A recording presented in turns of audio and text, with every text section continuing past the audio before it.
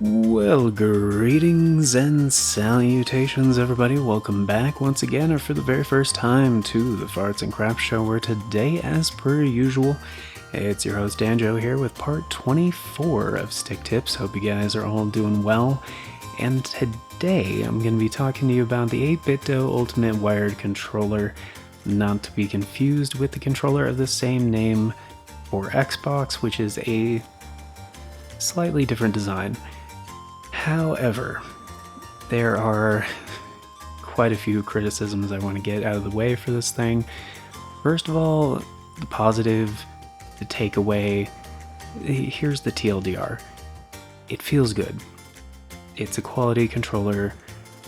I can't really say anything against it for that. The one thing as far as the design and the feel goes that I don't like is the ABXY are a little squishy. It's not what I prefer, but yeah, some people don't like the more tactile, more clicky feel, however you want to put it. But yeah, these ones, it's a tiny bit on the squishy side. That's more of a preference thing than anything else, honestly. But yeah, first of all, for the layout of this video, I'm going to be going with all the technical stuff first. The back half of the video is going to be gameplay and kind of what I would use it for, personally, what I would use it for, where I think it shines, where it falters, that kind of thing. So, yeah, as far as positives, yes, the ergonomics are good on this. The actual shell is like good quality plastic. The analog sticks feel good. The D-pad's great. The buttons are great. However, if you are going to get this controller as a Switch Pro controller, there's a lot of merits there that, makes it a good choice. However, all of the button labels, except for plus and minus, oddly enough, are the Xbox labels.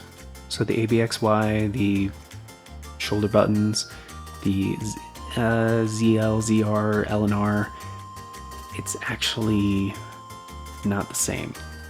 So on Xbox, A and B are swapped, and X and Y are swapped.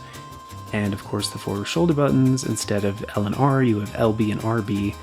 And instead of ZL and ZR, you have LT and RT. So if you are a gamer that, occasionally has to look at the button labels to determine certain things, it might be confusing at first. But if you're familiar with 8bitdo's design philosophies, it's going to make sense. Now, if you're using this on one of the other supported platforms, like Windows or Steam or something, it'll probably feel right at home. But the other great thing about this, it is a $35 controller. Now, that is half the cost of the Bluetooth version of this controller, as well as the Nintendo Switch Pro controller, the OEM offering. So from those standpoints, it's like, okay, this seems like a great deal. And it seems like the only drawback would be it's wired. And indeed, it is wired. The cable feels good. Unfortunately, it is a 1.8 meter cable, roughly 5.5 to 6 feet, somewhere in there. And so you might need a USB extension cable to use this in your particular gaming setup. And yeah, of course it doesn't have motion controls, but it is a quality, the build quality is great. That is one thing I cannot fault this controller on. Again, the ABXY buttons, a little bit squishy, but that's more of a preference thing. I did want to show you guys this because this is kind of the only image I could find that kind of accurately shows like the quality of like the shell, the plastic quality and stuff. It is a very nice matte plastic, and the back does have little like raised bumps kind of texturing for like grip and stuff. It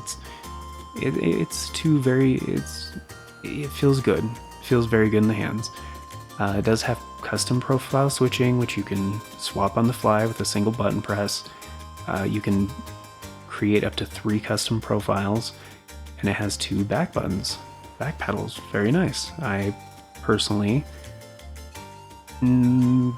pretty much require back buttons. Like whenever I'm looking for a controller, it's kind of a requirement, with a few exceptions. Like if, for example, if it's supposed to be a retro style controller, like a Genesis pad, I won't expect that to have back paddles, you know?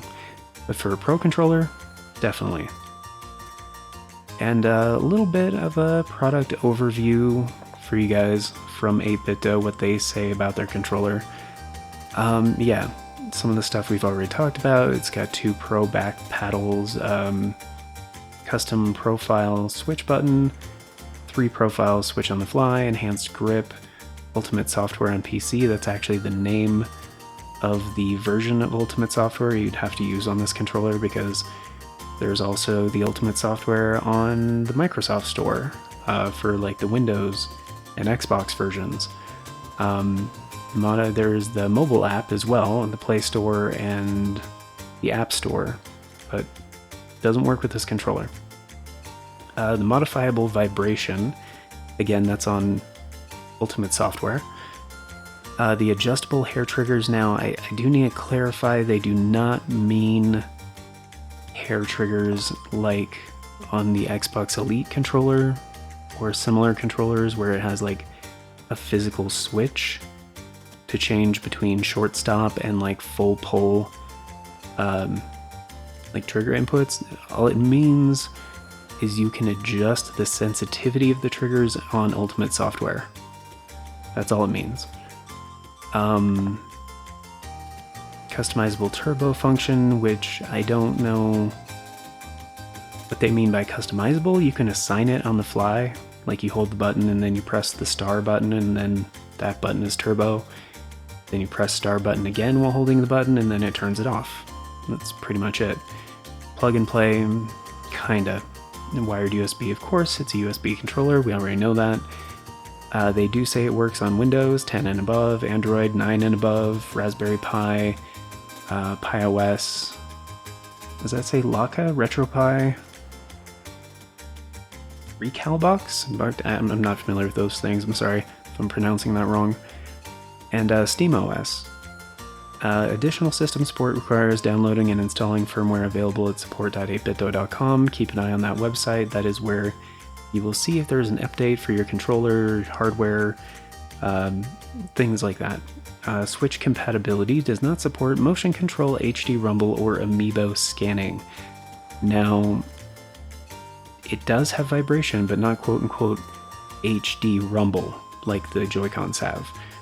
It doesn't have amiibo scanning. That's pretty standard for wired controller. Most third-party wired, or most wired controllers in general, don't have the NFC function, so no amiibo.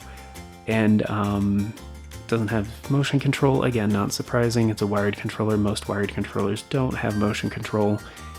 And of course, you have to, select Pro Controller wired communication to on the settings on the Switch. Now, this is the website. 8bitdo's official website, where you can check and see if there's like new firmware, manually download previous firmware for certain controllers, that sort of thing. They are currently on version 1.05 for the Ultimate Wired controller.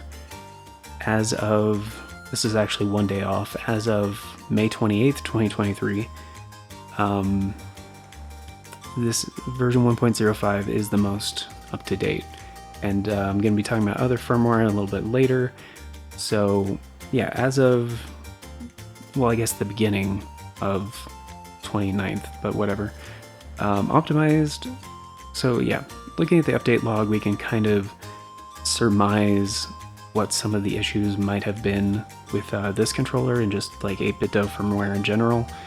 So version 1.02, they made it available to set the D-pad as 4 directions only via Ultimate Software. So essentially your diagonal inputs are going to do nothing. There's probably a use for that. Some people probably, I have no idea why you'd want that, but as of version 1.03, they fixed the abnormal disconnect issue on X input. Now I have seen this exact same note on other controllers from 8bitdo where that was part of the update log. I don't know why. I'm assuming it's just like a common problem with 8bitdo controllers. So if you do use X input frequently, maybe something to keep in mind.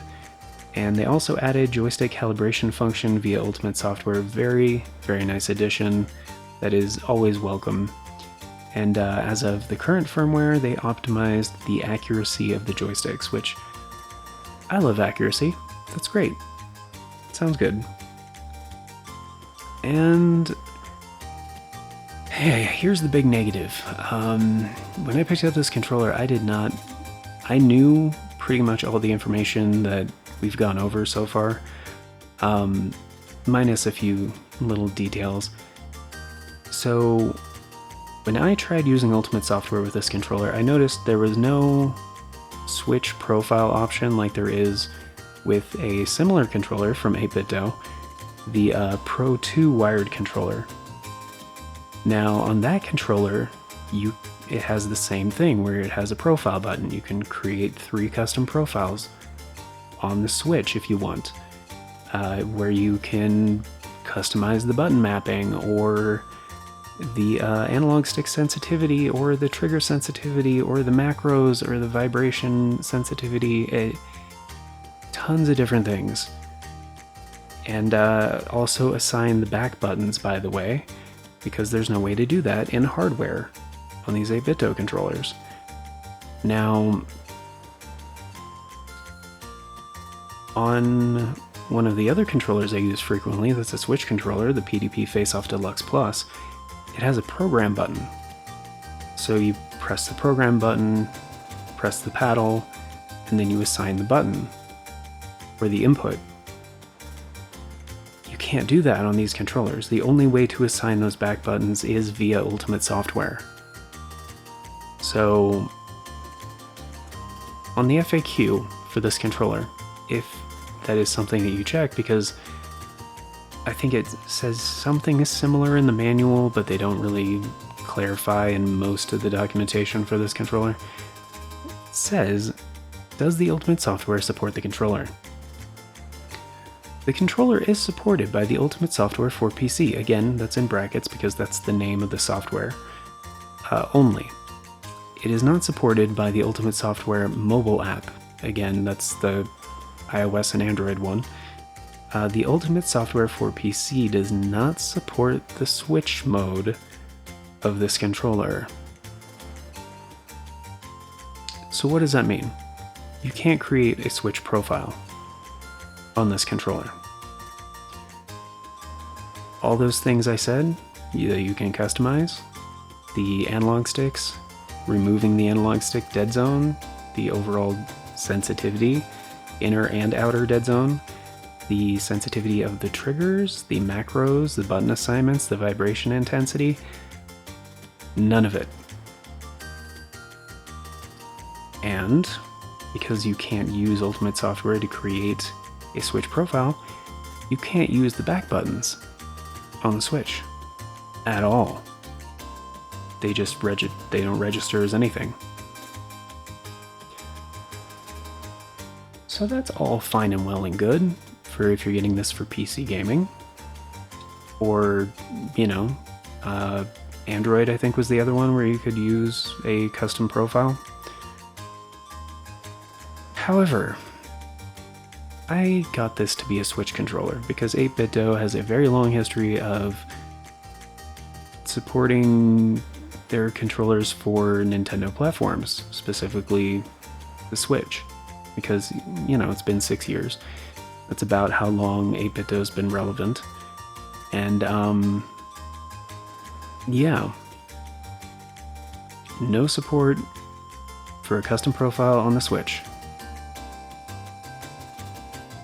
So not only do you not have the back buttons, you may remember I said the star button is for setting turbo on this controller. So also on the Switch, you do not have a capture button.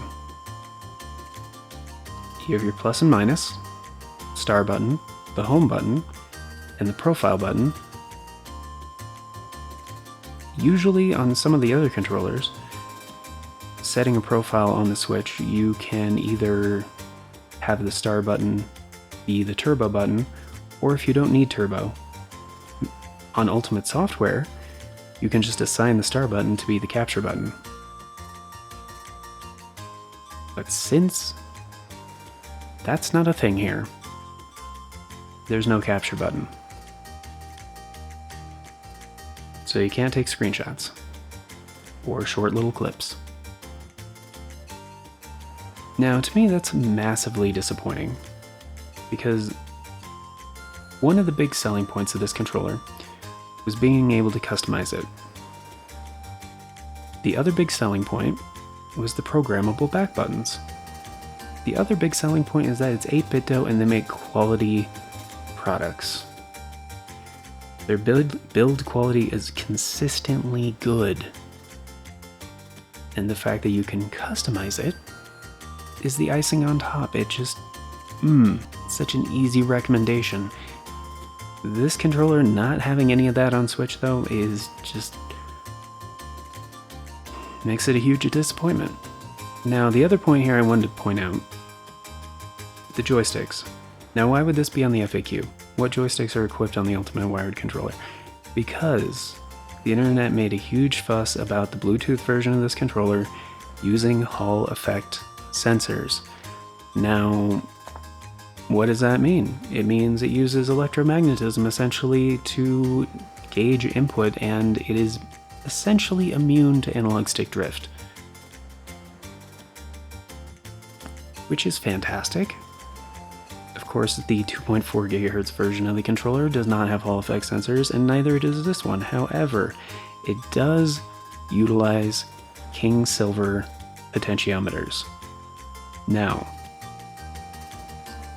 in case you guys are unfamiliar, this is a pretty significant step up. King Silvers are very good quality. They are a bit more expensive, I'm pretty sure, than a lot of the other standard ones used in a lot of analog sticks for a lot of manufacturers. And yeah, these are good quality sticks. They really are. I've had zero problems with mine so far. They feel great, they feel accurate, and as of version 1.05, yeah, they respond very, very well. Very well. So that is another good selling point. The fact that there was no information about this on any of their product documentation or any of their marketing for this controller completely baffles me. Completely baffles me. Again, I didn't learn about any of this stuff until I checked the FAQ on their website, which, yeah. And if you've been here before for Stick Tips episodes, you may have expected this coming.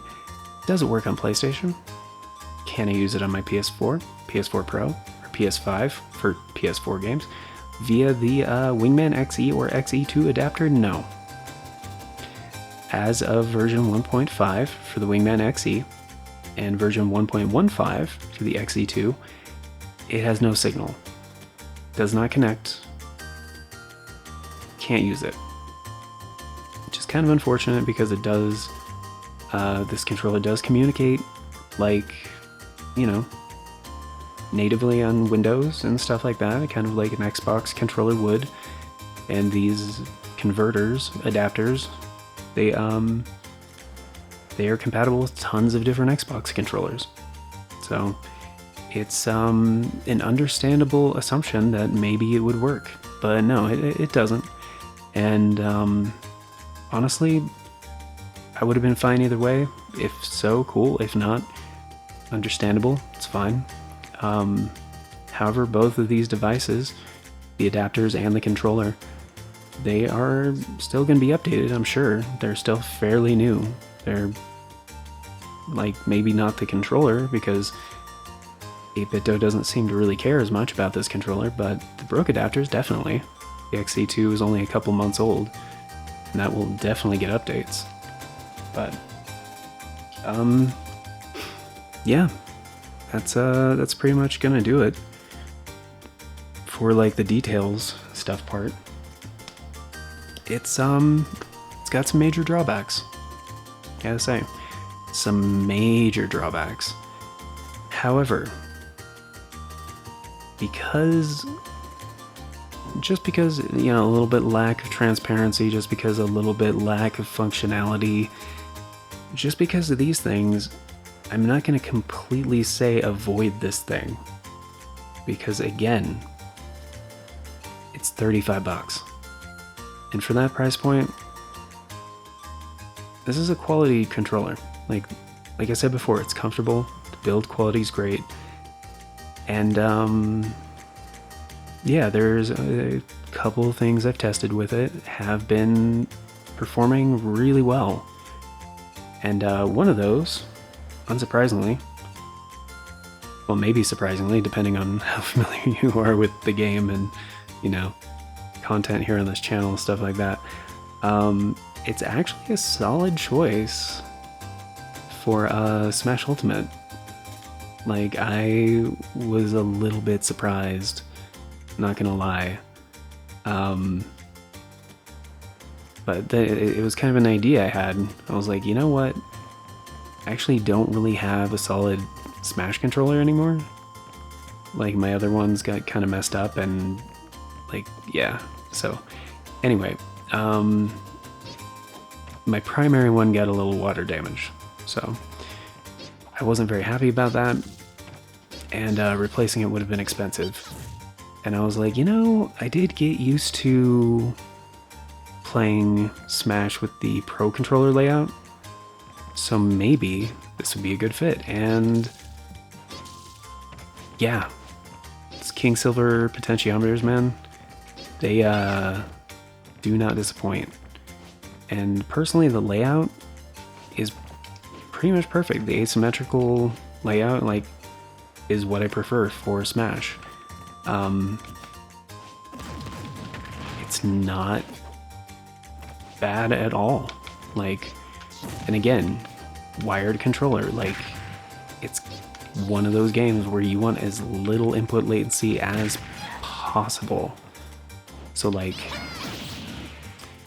being able to, whoa, jeez, Robin. I never fight Robin, so like, I'm kind of, jeez, unfamiliar with the timings. But jeez, yeah, it's it kind of has all the points that I would look for in a Smash controller. Feels good, solidly built, asymmetric layout, everything feels kind of snappy.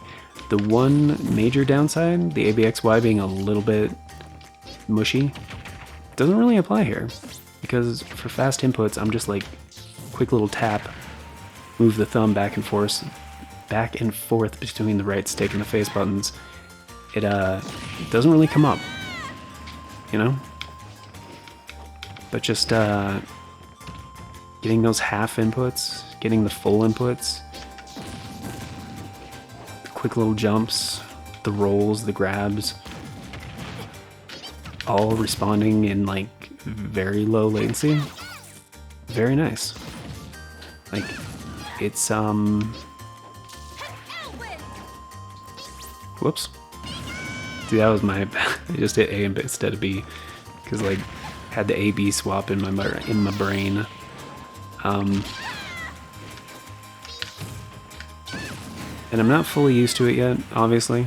Like, kind of just like mostly focusing on like train of thought rather than gameplay.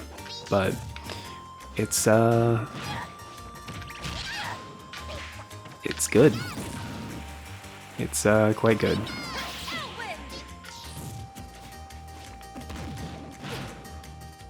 And yeah, that's pretty much it. Now there's one other interesting point I want to make about this, and that is the D-pad. On a controller like this, you wouldn't really expect the D-pad to be anything to write home about. However, in spite of its suboptimal placement, because it is asymmetrical, and the ABXY being slightly closer together than what I would like for retro games, it's actually a really good D-pad. And one thing I really like about it is it has the concave housing area around the diameter of the D-pad. So it's actually really good for like thumb rolls and stuff like that, for if, you know, wanting to pull off like Hadoukens and stuff. I think this would be perfect for, yeah, even just like instead of a fight pad, basically. Like I could, yeah, use this instead of a typical, like,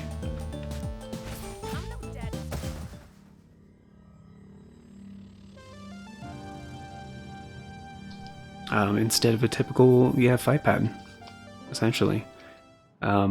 Like a Hori Fighting Commander or something. It's, it feels very good. Like, again, comparing it even to the Pro 2 wired controller, for like Switch and Windows and stuff, it's, really good. Like, really good. And this is something that's been consistent with all of 8bitdo's controllers, like, for a while now, actually. Just, they figured out what was wrong with the early D-pads, and they corrected it. So, it's, yeah, that compatibility with, like, retro, Raspberry Pi, stuff like that. Yeah, I could see that. Because, like, yeah, most of the time you don't need analog sticks, but maybe if you're playing some retro games and you're like switching between stuff that, you know, like you need analog sticks for, like, you know, PlayStation or, you know, whatever, going back to like Super Nintendo and stuff like that where you don't need analog sticks, maybe you just want to have one controller connected and, like, you know, not move it around. I could see this as being the primary retro controller for like a system like that. Or maybe it's just like a RetroArch launcher. Or like, you know, something of that nature. Like, and before I threw this on, like, I didn't think much of it. I was like, I'm sure the D-pad's fine. But no, it feels great. Part of the thing too, doing like those fast inputs for like a long time, that added grip on the back and the ergonomics of the controller, like I said at the very beginning, like, it feels good. It does. Like, just in the hands, it's lightweight, grip is great. Again, the real downside that I cannot like overstate is the ABXY. Like, these are not the most comfortable, in my opinion, face buttons. They're a little bit too close together, especially for retro games, where those are your primary inputs. Like, nowadays with modern games, it's usually a balance between like the face buttons and the shoulder buttons, and it's pretty normal at this point. But crap, of course. It's oh my goodness. And that's what I mean. For overall balance, it's a good controller. Like, and I get for the form factor, they couldn't have done the face buttons the same way they do for the Pro 2. Because in the Pro 2, the buttons are, ABXYs are a little bit larger, they're a little bit further apart. They're better for like thumb rolls and retro games and stuff like that. Not as much in this one, but I feel like it's more common these days to play retro games with like a modern controller. So if you know, if you've become accustomed to that, it might not even be, you know, an issue at all. So, but yeah, that's pretty much it. That was kind of all I wanted to talk about with this one. It's personally for me, probably not a controller I'm going to use that often. Again, like, there are some serious downsides here, and even for this game and retro games in general, I'm not going to pick this over like the 8bitdo M30, like the Genesis controller. That is my absolute favorite way to play this game. Or even the Pro 2, which just kind of feels better for retro games. Because it's got that, you know, very Super Nintendo feel. And that's kind of what you want sometimes for a lot of games like this, you know? But, yeah. And again, actually I didn't say this before, but yeah, shoutouts to Guard Crush Games, Lizard Cube, and .mu. They did such a wonderful job with this game. It's incredible.